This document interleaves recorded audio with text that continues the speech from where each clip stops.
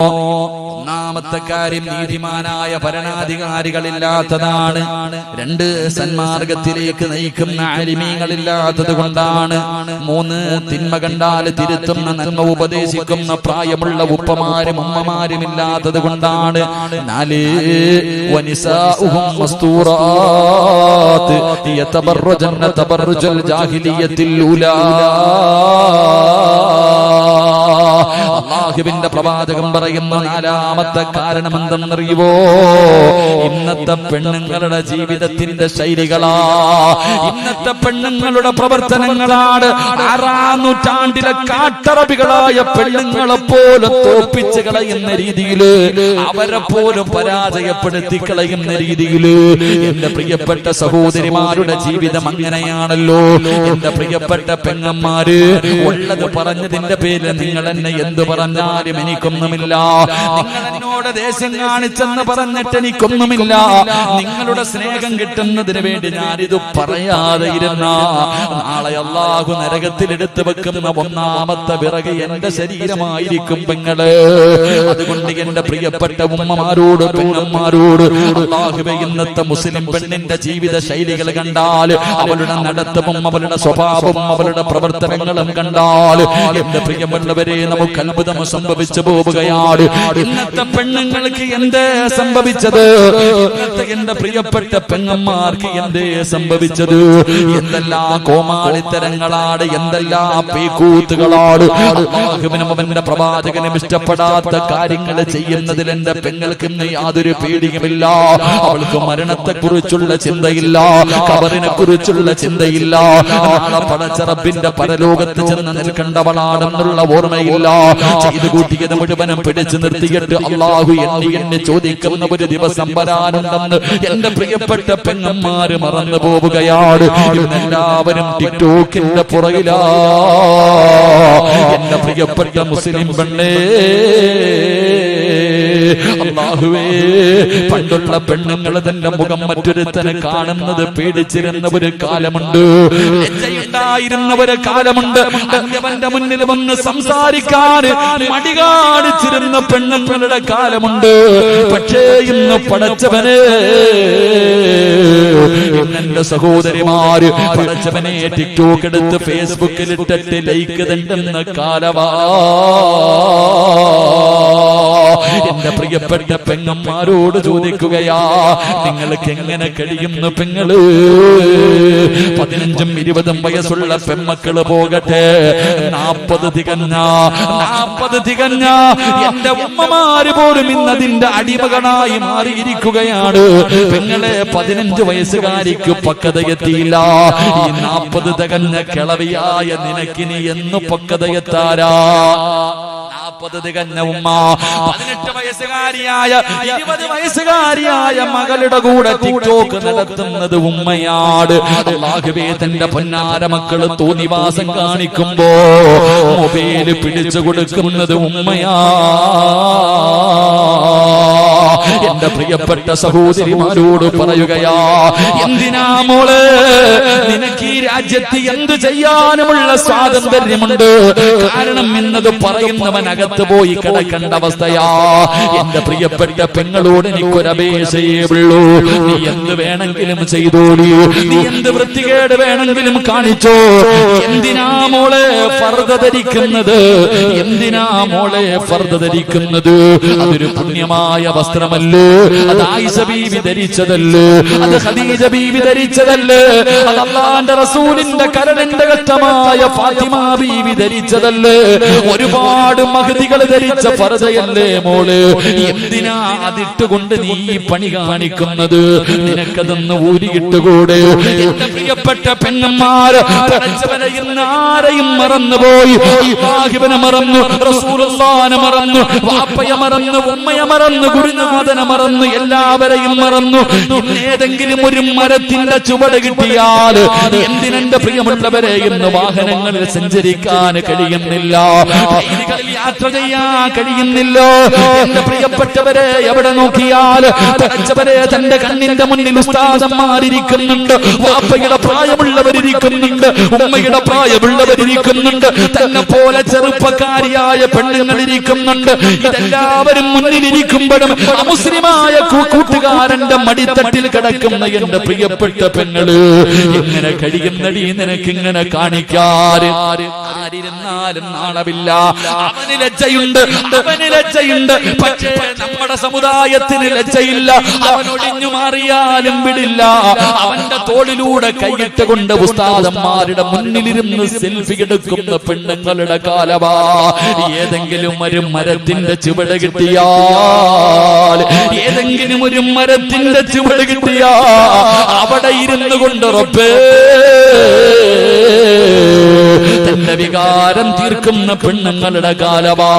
എന്റെ പ്രിയപ്പെട്ട സഹോദരിമാരോട് എനിക്ക് പറയാനുള്ളത്, എന്തിനും നിനക്ക് സ്വാതന്ത്ര്യമുണ്ട്. നിന്നെ ചോദിക്കാനും തടയാനും ആരുമില്ല. എന്ത് വേണമെങ്കിലും നിനക്ക് ചെയ്യാം. അതിനാ നിനക്കെതിരെ ആരെങ്കിലും പറഞ്ഞ അവനെ പിടിച്ചകത്തിടാനും ആളുണ്ട്. നിനക്ക് പ്രോത്സാഹനം തരാൻ ആളുണ്ട്, നിനക്ക് കൊടി പിടിക്കാൻ ആളുണ്ട്, നിന്നെ സഹായിക്കാൻ ആളുണ്ട്. പക്ഷേ ഇങ്ങനെ നടക്കുന്ന പെണ്ണുങ്ങളോട് എനിക്ക് പറയാറുള്ളത്, ഒരു ദിവസം നിനക്ക് വരുമ്പോ നീ ഇവരെ എല്ലാവരെയും വിളിക്കണം മോള്. ഇതെല്ലാം കഴിഞ്ഞിട്ട് ഇന്ന് നിന്റെ കൂടെ എല്ലാവരും ഉണ്ട്. പക്ഷേ ഒരു ദിവസം നിന്റെ കണ്ണിന്റെ മുന്നിലേക്ക് മലക്കുൽ മൗത്ത് അസ്റായീൽ ഫകസഫിനാ അൻക ഇതാക ഫബസറുക അൽയൗമ ഹദീദ്. നിന്റെ കണ്ണിന്റെ മുന്നിലേക്ക് മലക്കുൽ മൗത്ത് അനുയായികളും ഇറങ്ങി വരും. അവര് പറയും കൊണ്ടുപോകാമെന്നതാടി, നിന്നെ റൂഹ് പിടിക്കാമെന്നതാണ്. വിളിക്ക് കൊടി പിടിച്ചവര്, പ്രോത്സാഹനം തന്നവര്, കൂടെ നടന്നവര്, സൈർ ചെയ്തവര്, നിനക്ക് ലൈക്ക് തന്നവര് എല്ലാവരെയും വിളിക്കില്ല. പടച്ചവനെ ആ മരണത്തിന്റെ രംഗം ഇങ്ങനെ കടന്നു വരുമ്പോ അതാ അവരുകൾ പറയുന്നു, കല്ലാ ഇദാ ബലഗത്തി തറാഖിയ വഖീല മൻ റാഖ വظن أنه الفراق والتفت الساق بالساق إلى ربك يومئذ المساق. മലക്കുകൾ പറയുന്ന ദിവസം ആര് വരുമടി നിന്നെ രക്ഷിക്കാൻ? ആ മരണത്തിൽ നിന്ന് രക്ഷിക്കാൻ ആരാ നിനക്ക് വരുന്നത്? ഇതെല്ലാം കഴിഞ്ഞിട്ട് നാളെ ഇന്നിങ്ങനെ നടക്കുമ്പോ അല്ല നിന്നെ ഇങ്ങനെ വെറുതെ വിട്ടിരിക്കുകയാണ്.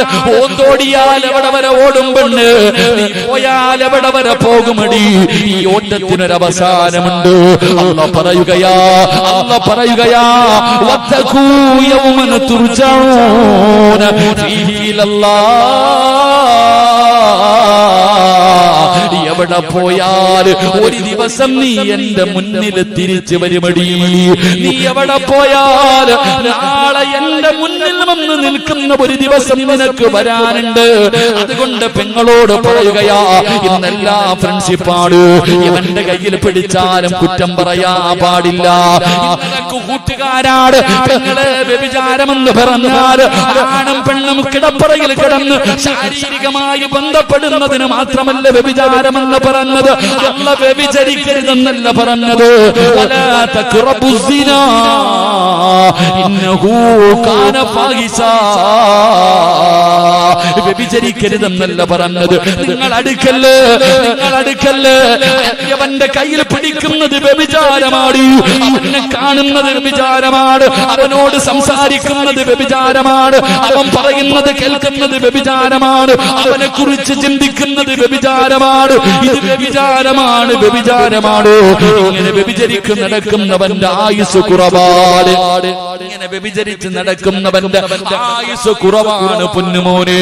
അതുകൊണ്ട് എന്റെ പ്രിയപ്പെട്ട പെങ്ങന്മാരോട് പറയുകയാ, അഹങ്കാരം കുറയ്ക്ക് പെണ്ണേ, ഒന്ന് താഴെ ഇറങ്ങടി പൊന്നുമോള്. 50 വയസ്സുള്ള നിന്റെ ഉമ്മ ചെയ്യാത്ത പാപം ഈ 18 വയസ്സിന് നീ ചെയ്തില്ലേ പൊന്നുമോള്? 20 വയസ്സുള്ള 25 വയസ്സുള്ള പെങ്ങളോട് ഞാൻ ചോദിക്കുകയാ, നിന്റെ ഉമ്മയുടെ ഉമ്മ 60 വയസ്സ് 70 വയസ്സ് വരെ ജീവിച്ചവരാ. നിന്റെ അടുക്കൽ എത്രയോ പ്രായം ചെന്ന ഉമ്മ ഇരിപ്പുണ്ട്. ആ ഉമ്മ 60 കൊല്ലം കൊണ്ട് ചെയ്യാത്ത പാപം മോളെ നിന്റെ ഈ ചെറിയ പ്രായത്തിൽ ചെയ്ത് കളഞ്ഞില്ലേടി? ഇനിയെങ്കിലും നിനക്കൊന്ന് നന്നായിക്കൂടെ? ഇനിയെങ്കിലും ഇതെല്ലാം ഒന്ന് നിർത്തിക്കൂടെ? യുവത്വത്തോട് എനിക്ക് പറയാറുള്ളത്, എന്റെ പെങ്ങന്മാരോട് എനിക്ക് പറയാറുള്ളത്, അല്ലാഹുവിന്റെ പ്രവാചകന് 3 വിഭാഗം പെണ്ണുങ്ങളെ ശപിച്ചിരിക്കുകയാ. അല്ലാഹുവിന്റെ റസൂൽ അവിടെന്ന് പറഞ്ഞു, സ്വഹാബാ 3 വിഭാഗം പെണ്ണുങ്ങളെ അല്ലാഹു ശപിച്ചിരിക്കുകയാ. അവൾ അല്ലാഹുവിന്റെ ശാപം കിട്ടിയവളാ, അവൾ അല്ലാഹുവിന്റെ ശാപം കിട്ടിയവളാ. അല്ലാഹു ശപിച്ചാ നന്നാകുവോ മോളെ? അല്ലാഹു ശപിച്ചാ നന്നാവോ? ശപിച്ചവനാണ് ഇബ്ലീസ്. അവന്റെ അവസ്ഥ എന്താണെന്ന് എനിക്കും നിങ്ങൾക്കും അറിയാമല്ലോ. അതുകൊണ്ട് അല്ലാഹു ശപിച്ച 3 വിഭാഗം പെണ്ണുങ്ങളുണ്ട്. അതിലെ ഒന്നാമത്തെ വിഭാഗമാരാ? എന്റെ പ്രിയപ്പെട്ട ചെറുപ്പക്കാരാ, എന്റെ പ്രിയപ്പെട്ട യുവത്വേ, അല്ലാഹുവിന്റെ ശാപം കിട്ടിയ 3 വിഭാഗത്തിൽ ഒന്നാമത്തെ വിഭാഗം പച്ചകുത്തുന്നവരാ. ഇന്ന് പച്ചകുത്തുന്നത് ഒരു വല്ലാത്ത ട്രെൻഡാണല്ലോ. ശരീരത്തു പച്ചകുത്തുന്നത് ഇന്ന് വല്ലാത്ത ട്രെൻഡാണല്ലോ. നേരത്തെ ആണുങ്ങൾ മാത്രമാണ് ചെയ്തതെങ്കിൽ ഇന്ന് പെണ്ണുങ്ങളിലേക്കും കടന്നു വന്നിരിക്കുകയാ. അവളുള്ള വീട് നേരെയാകൂല. അല്ലാഹുവിന്റെ ശാപം കിട്ടിയവളുള്ള വീട്. റസൂലുള്ള പറയുകയാണ്, നിന്റെ ഭാര്യയുണ്ടോ, നിന്റെ മക്കളുണ്ടോ, നിന്റെ കൂടപ്പിറപ്പുണ്ടോ? അല്ലാഹു ശപിച്ച 3 വിഭാഗത്തിൽ നിന്റെ വീട്ടിലെ ഏതെങ്കിലും ഒരു പെണ്ണുണ്ടോ? റസൂലുള്ള പറയുകയാ, പച്ചകുത്തുന്നവരെ അല്ലാഹു ശപിച്ചിട്ടുണ്ട്. രണ്ടാമത്തെ വിഭാഗം ആരെന്നറിയോ? ചെറുപ്പക്കാരാ, നീ ചോദിക്കുമല്ലോ, ഉസ്താദേ എന്ത് ചെയ്തിട്ടും ഞാൻ എന്തേ നേരെയാകാത്തത്?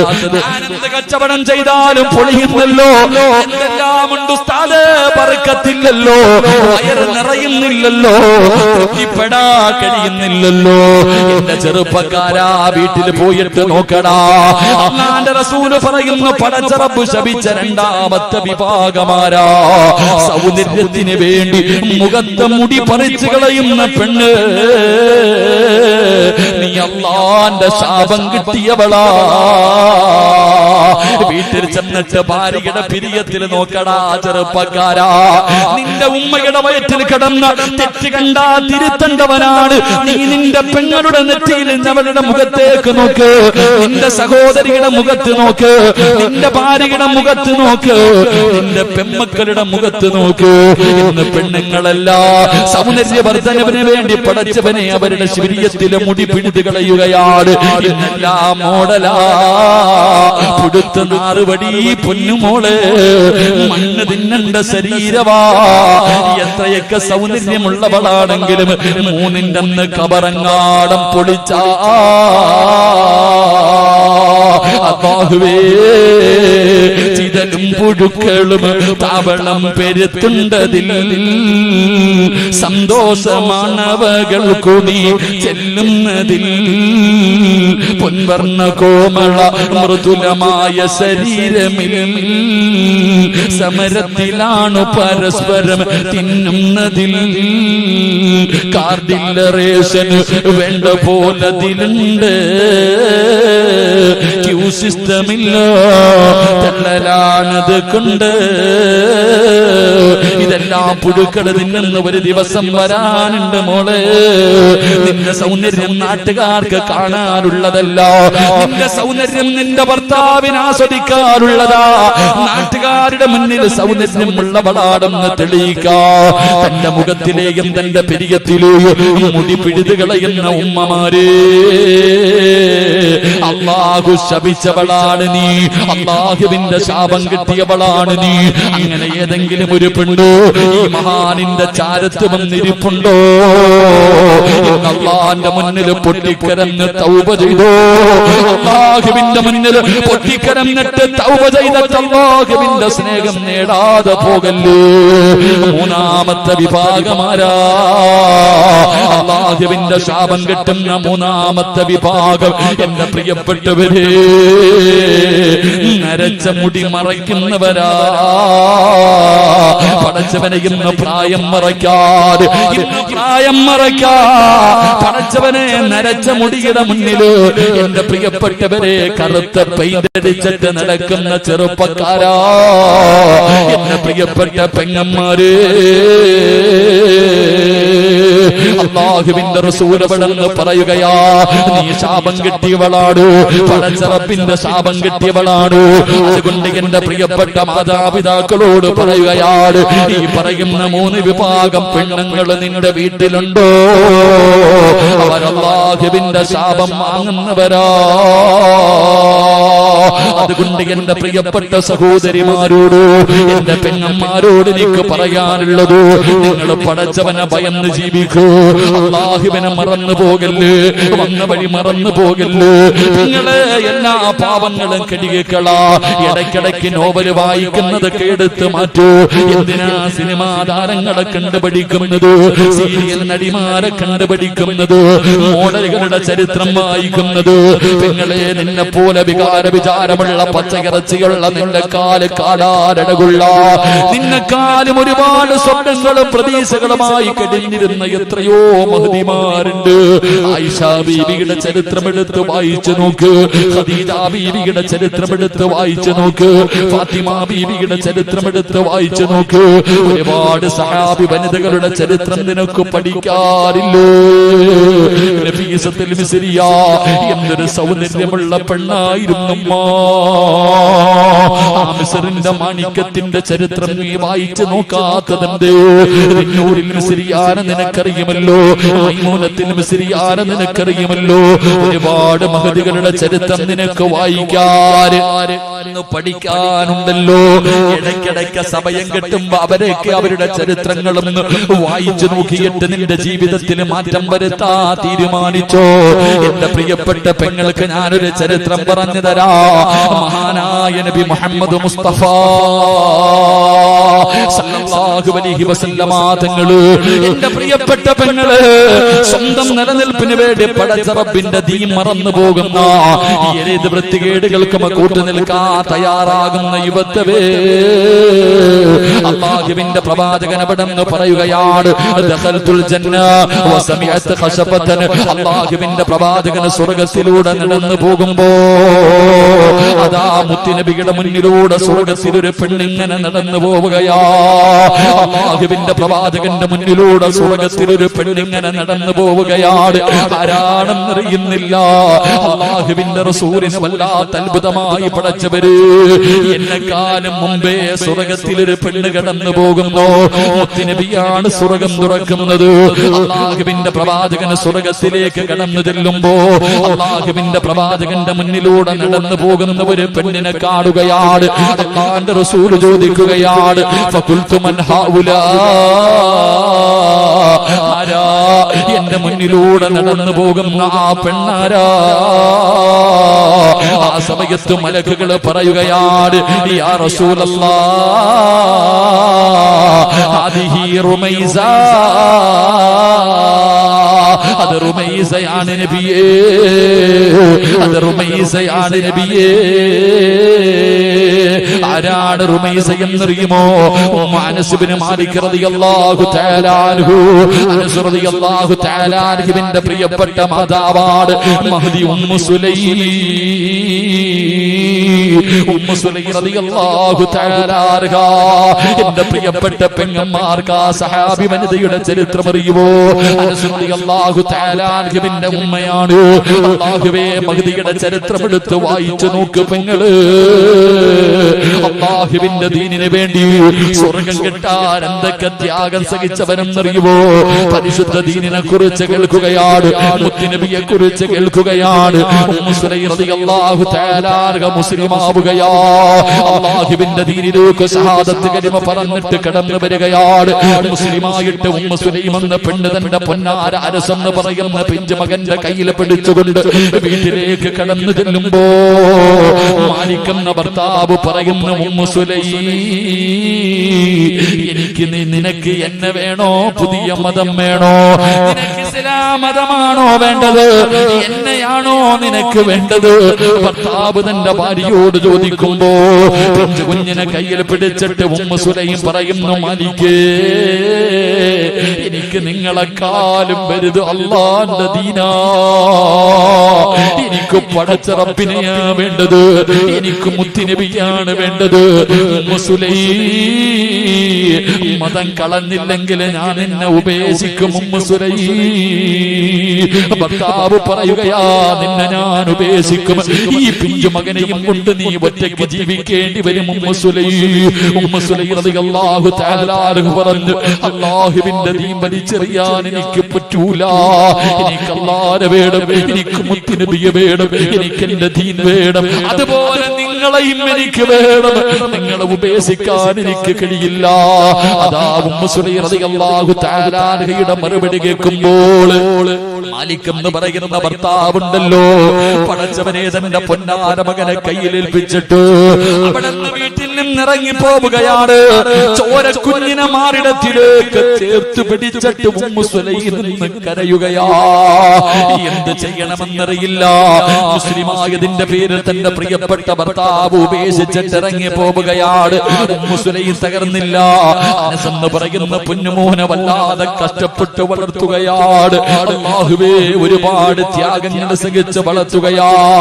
അവസാനം എന്റെ പ്രിയപ്പെട്ടവരെ, മഹാനായ നബി മുഹമ്മദ് മുസ്തഫ സല്ലല്ലാഹു അലൈഹി വസല്ലമ തങ്ങള് ഹിജ്റ ചെയ്ത് നാട്ടിലേക്ക് വന്നപ്പോ എല്ലാവരും അല്ലാഹുവിന്റെ പ്രവാചകന്റെ മുന്നിലേക്ക് ഓടുകയാണ്. ഈ പ്രപഞ്ചം തന്നെ സൃഷ്ടിക്കാൻ കാരണക്കാരനായ മുത്തുനബി മുഹമ്മദ് മുസ്തഫ സല്ലല്ലാഹു അലൈഹി വസല്ലമ തങ്ങളെ കാണുമ്പോ എല്ലാവരും സമ്മാന പൊതിയുമായിട്ട് ഓടുകയാണ്. മുത്തുനബിയുടെ കയ്യിൽ കൊണ്ടുപോയി സമ്മാനം കൊടുക്കുമ്പോ ഉമ്മു സുലൈം റളിയല്ലാഹു തആല വീടിന്റെ അകത്തിരുന്ന് കരയുന്നു, അല്ലാഹ്, എന്റെ കയ്യിലൊന്നുമില്ലല്ലോ റബ്ബേ, മുത്തുനബിക്ക് കൊടുക്കാ, ലോകത്തിന്റെ നേതാവിനെ കൊടുക്കാ, കണ്ടിരുന്ന ആദ്യമായിട്ട് മുത്തുനബിയെ കാണുമ്പോ കൊടുക്കാ തന്റെ കയ്യിലൊന്നുമില്ലല്ലോ. ഉമ്മു സുലൈം വീടിന്റെ അകത്തിരുന്ന് കരയുകയാണ്. എന്നിട്ട് തന്റെ പൊന്നാര മകനെയുണ്ടല്ലോ, അനസ് എന്ന് പറയുന്ന 10 വയസ്സുള്ള തന്റെ പൊന്നാര മകനെ ഒരുക്കുകയാണ്. പുതിയ വസ്ത്രങ്ങൾ ധരിപ്പിച്ചു, തന്റെ പൊന്നുമോനെ കുളിപ്പിച്ച് വസ്ത്രം ധരിപ്പിച്ച് സുഗന്ധം തേച്ചിട്ട് തന്റെ പൊന്നുമോനെ കെട്ടിപ്പിടിച്ചിട്ട് ചുംബനം കൊടുക്കുകയാ.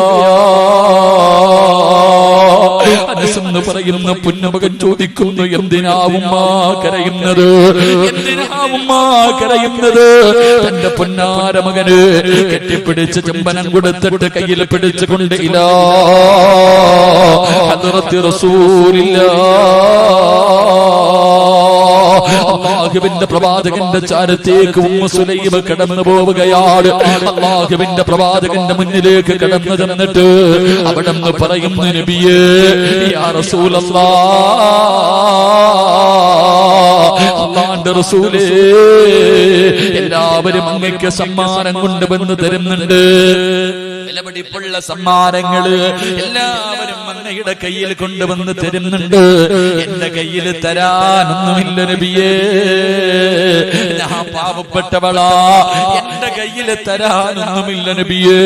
എനിക്ക് ലോകത്തിലെ ഏറ്റവും ഇഷ്ടം അല്ലാഹുവും അവന്റെ പ്രവാചകനും കഴിഞ്ഞാൽ എനിക്കിന്ന് ലോകത്തിൽ ഏറ്റവും ഇഷ്ടപ്പെട്ടത് എന്റെ പൊന്നുമകൻ അനസിനെയാണ് നബിയേ. എനിക്ക് ഏറ്റവും ഇഷ്ടപ്പെട്ടത് എന്റെ 10 വയസ്സുള്ള പൊന്നുമോനെയാ. അങ്ങയുടെ കയ്യിൽ തരാൻ എന്റെ കയ്യിലൊന്നുമില്ല. 10 വയസ്സുകാരനായ അനസ് എന്ന് പറയുന്ന പൊന്നുമോനെ മുത്തുനബിയുടെ കയ്യിൽ കൊടുത്തിട്ട് പറയുന്നു, യാ റസൂലല്ലാഹ്, ഇവനെ എടുത്തോ നബിയേ, എന്റെ പൊന്നുപോലെ എടുത്തോ നബിയേ, അങ്ങയുടെ ചെരുപ്പെടുത്ത് തരാൻ, അങ്ങക്ക് വെള്ളമെടുത്ത് തരാൻ, അങ്ങക്കൊരു സാധ്യമായിട്ട് എന്റെ പൊന്നുമകനെ എടുത്തോ നബിയേ. അനസ് എന്ന് പറയുന്ന 10 വയസ്സുള്ള 9.5 മാസക്കാലം ഗർഭം ചുമന്ന് മരണവേദനയുടെ വേദനയും പ്രസവിച്ച തന്റെ പൊന്നാര 10 വയസ്സുള്ള മകന് അല്ലാഹുവിന്റെ റസൂലിന്റെ കയ്യിലേക്ക് വെച്ച് കൊടുത്തിട്ട് ഈ ഉമ്മ പറഞ്ഞതെന്തെന്നറിയുവോ മോനെ അനസ്, നാളെ അല്ലാഹുവിന്റെ പരലോകത്ത് വെച്ച് കാണുമ്പോ ഈ ഉമ്മാനെ നീ കയ്യിൽ പിടിച്ച് സ്വർഗത്തിൽ കൊണ്ടുപോകണേ അനസ്, എന്നെ നീ സ്വർഗത്തിൽ കൊണ്ടുപോകണേ അനസ്. അല്ലാഹുവിന്റെ റസൂലിന്റെ കയ്യിലേക്ക് തന്റെ പൊന്നുമകന്റെ കൈ പിടിച്ച് കൊടുത്തെന്ന് ചരിത്രം പറയുമ്പോ അല്ലാഹു ഇഷ്ടപ്പെട്ട ഒരു മഹാനിന്റെ ചാരത്ത് കടന്നു വന്ന എന്റെ പ്രിയപ്പെട്ട ഉമ്മ പെങ്ങന്മാരോട് ചോദിക്കുകയാ, ആ ഉമ്മ സുലൈം കിടക്കുന്ന സ്വർഗമുണ്ടല്ലോ, ആ സ്വർഗത്തിൽ കിടക്കുന്നത് പോയിട്ട്, ആ സ്വർഗം ചോദിക്കുന്നത് പോയിട്ട്, ആ സ്വർഗമെന്ന് കാണുന്നത് പോയിട്ട്, ആ സ്വർഗത്തിന്റെ പരിമളം 500 വർഷത്തെ വടിദൂരം വരെ അടിച്ച് വീശുന്നുണ്ട്. അന്ന് ശ്വസിക്കാ, അതൊന്ന് ശ്വസിക്കാ നമുക്ക് അർഹതയുണ്ടോ പെങ്ങള്? അതുകൊണ്ട് എന്റെ പെങ്ങളോട് പറയുകയാ, അഹങ്കാരമൊക്കെ മാറ്റുമോളെ, എപ്പോഴെവിടെ വെച്ചാണ് മരണം വരുന്നതെന്നറിയില്ല. അതുകൊണ്ട് എന്റെ പ്രിയപ്പെട്ടവരോട് എനിക്ക് പറയാറുള്ളത് ഞാൻ നിർത്തുകയാണ്. ഇന്നലെ കണ്ടവനെ എന്ന് കാണാത്ത ദുനിയാവാ. നമുക്കൊക്കെ ഒരു ചിന്തയുണ്ട്, നമുക്കൊന്നും രോഗമില്ലല്ലോ, ക്യാൻസർ ഇല്ലല്ലോ, ട്യൂമർ ഇല്ലല്ലോ, കിഡ്നി തകർന്നിട്ടില്ലല്ലോ, എനിക്ക് പ്രായമായില്ലല്ലോ, ഞാനിപ്പോഴെങ്ങും മരിക്കൂല, ഇനിയും ഒരുപാട് കാലം ജീവിക്കുമെന്ന ഒരു ധാരണ നമുക്കുണ്ട് മുസ്ലിമേ. എങ്കിലാരാ പറഞ്ഞത്, എങ്കിലാരാ പറഞ്ഞത് തുഅമ്മീലു ഫിദ്ദുനിയാ തവീലൻ വലാ തദ്രീ إلى جنة ليل هل تحيسوا إلى الفجر وكم من صحيح مات من غير علة وكم من مريض عاش دهرا لا تهري. കവി എവിടെന്ന് ചോദിക്കുകയാണ്, കവി എവിടെന്ന് ചോദിക്കുകയാ.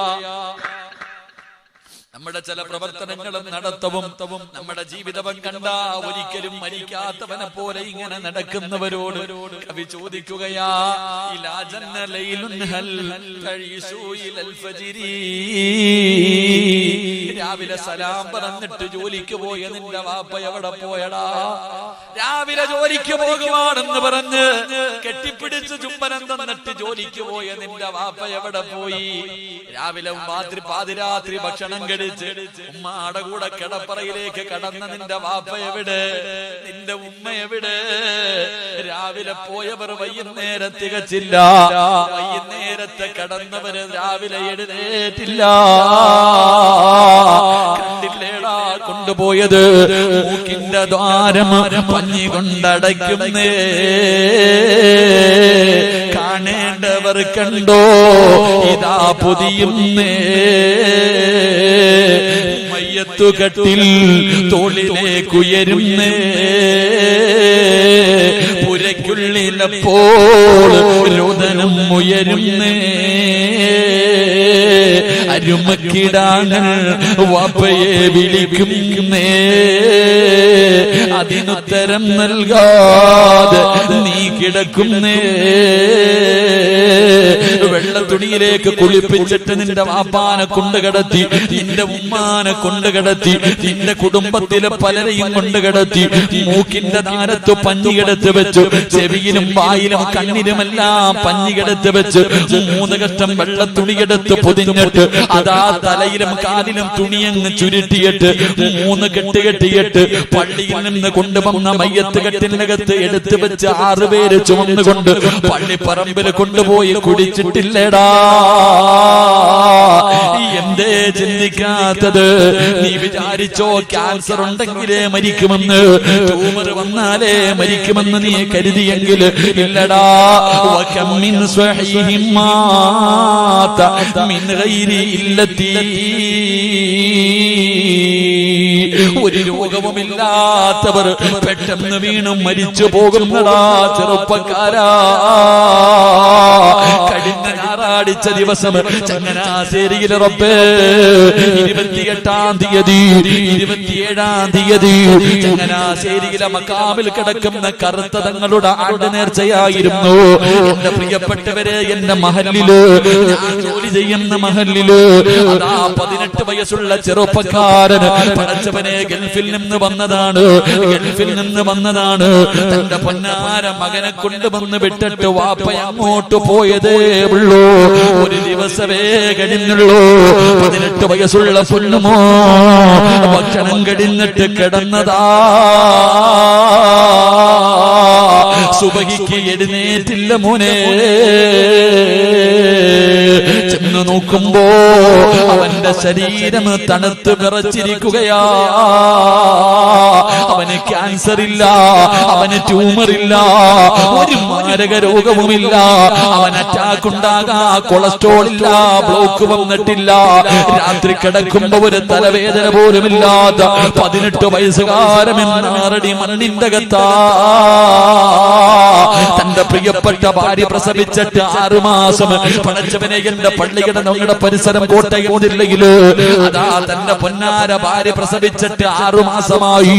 27 വയസ്സുള്ള ചെറുപ്പക്കാരന് വാപ്പയും ഉമ്മയും ഭാര്യയും ഒരുമിച്ചിരുന്ന് രാത്രി ഭക്ഷണം കഴിക്കുകയാണ്. കഴിച്ചുകൊണ്ടിരിക്കുമ്പോ ചോറ് വാരിയിട്ട് വായിലേക്ക് വെക്കാൻ പോകുമ്പോ ഒന്ന് പുറകിലേക്ക് വീണു മോനെ.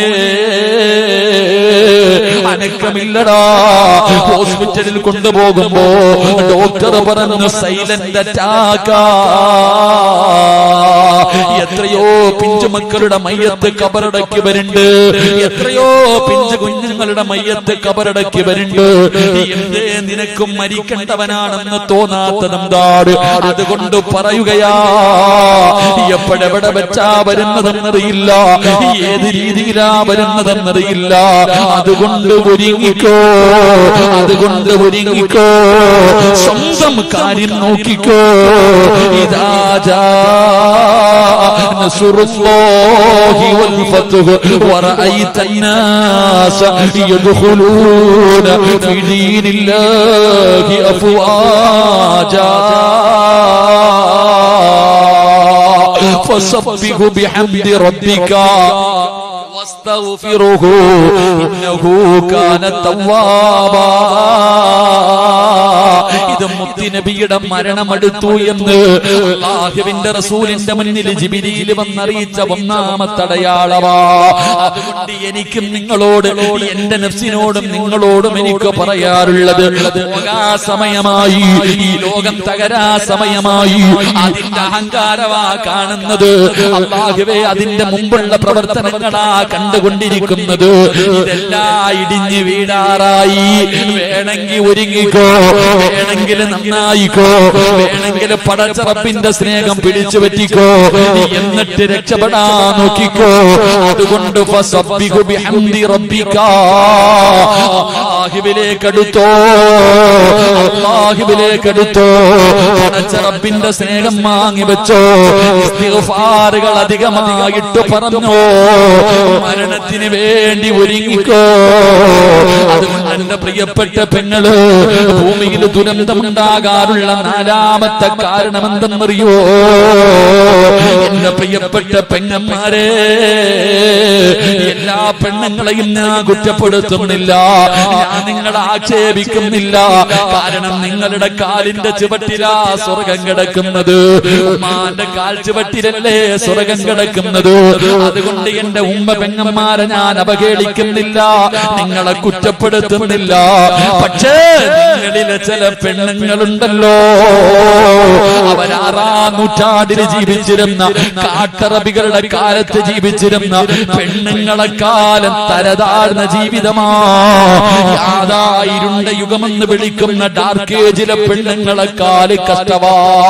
ആ കാലമാണ് മോള് ദുരന്തങ്ങൾ വലിച്ചു വെക്കുന്നതെന്ന് ചരിത്രം പറയുമ്പോ എന്റെ പ്രിയപ്പെട്ടവരെ ഒരുങ്ങിക്കോ. അല്ലാഹുവേ, കരുണക്കടലായ അല്ലാഹ്, നിന്റെ അദാബുകളെ തൊട്ട്, നിന്റെ ദുരന്തങ്ങളെ തൊട്ട് നീ ഞങ്ങളെ കാക്കണേ അല്ലാഹ്, നീ ഞങ്ങളെ കാത്തിരക്ഷിക്കണേ അല്ലാഹ്. പടച്ചവന് ഞങ്ങളുടെ നാടുകള് പ്രകൃതി ദുരന്തങ്ങളെ തൊട്ട് നീ കാത്തിരക്ഷിക്കണേ റബ്ബേ. ഈ സദസ്സ് അതിനൊരു സബബാക്കണേ അല്ലാഹ്. അല്ലാഹു നമ്മളെ എല്ലാവരെയും കാത്തിരക്ഷിക്കുമാറാകട്ടെ, നമ്മുടെ നാടുകളെയും അല്ലാഹു കാത്തിരക്ഷിക്കുമാറാകട്ടെ. എന്റെ പ്രിയമുള്ളവരെ, ദുരന്തങ്ങൾ ഉണ്ടാകാനുള്ള കാരണങ്ങൾ ഈ 4 കാരണങ്ങളാണ്. അല്ലാഹു പഠിക്കാനും മനസ്സിലാക്കാനും അല്ലാഹു ഭാഗ്യം നൽകുമാറാകട്ടെ.